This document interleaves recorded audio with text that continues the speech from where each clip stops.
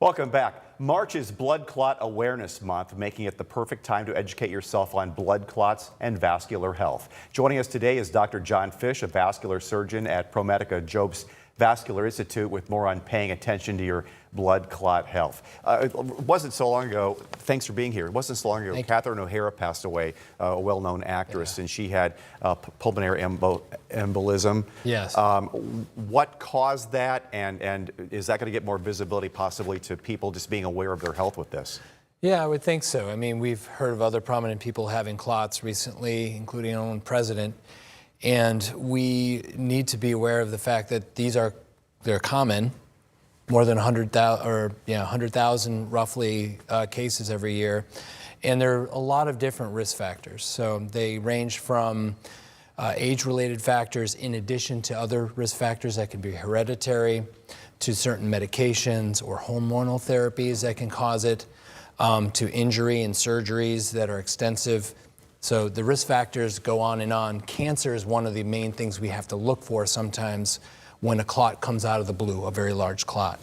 So, I'd see clots on a daily basis, and there are always a different story that goes along with that blood clot. Well, so how do you know you have a blood clot? Sometimes it's just an ache in the leg, or sometimes swelling or discoloration, or it can happen in almost any part of the body. Yeah, it can happen in the arms too, as you indicated. It can happen with very little symptoms, with swelling only, but usually there's pain and swelling and aching, symptoms that are new, something that's a little bit alarming to the patient or to the family member that brings the patient in.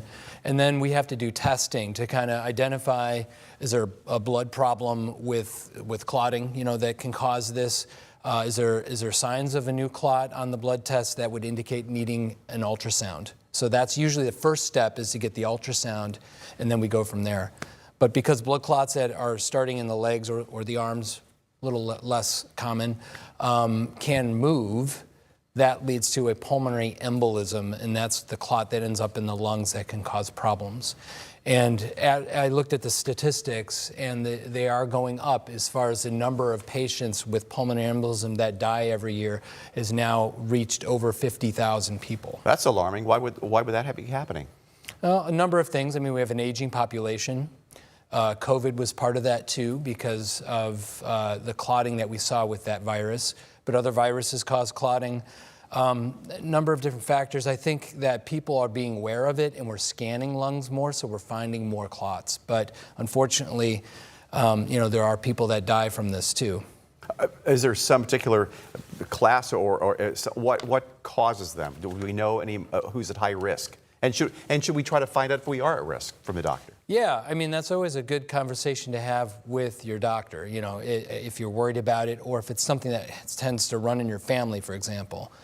But there are ways to detect it, like we talked about.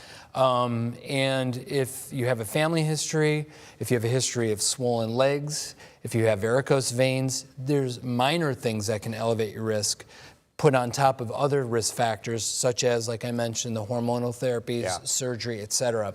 So it is something that pretty much all of us could be at risk for in various degrees. And blood thinners is usually the way to go to make it easy. Yeah, so we have blood thinners. We talked about warfarin. That's something that's been around for more than 60 years.